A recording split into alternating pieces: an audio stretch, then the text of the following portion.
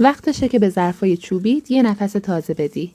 اگه تو هم یه ظرف چوبی داری که با گذر زمان دیگه اون برق و جون اولیه رو نداره، وقتشه یه نفس تازه بهش بدی. تو این ویدیو قراره یاد بگیری چجوری ظرف چوبی تو احیا کنی و مثل روز اولش شفاف و زیباش کنی. فقط قبل از شروع یه نکته مهم توی کپشن نوشتم که حتما بخونش.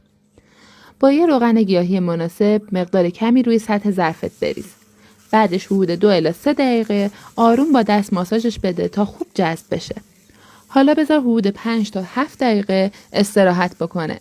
بعد با یه دستمال نرم و بدون پرز روغن اضافه رو در جهت بافت چوب پاک کن. مطمئن شو که هیچ چربی روی ظرفت باقی نمونده.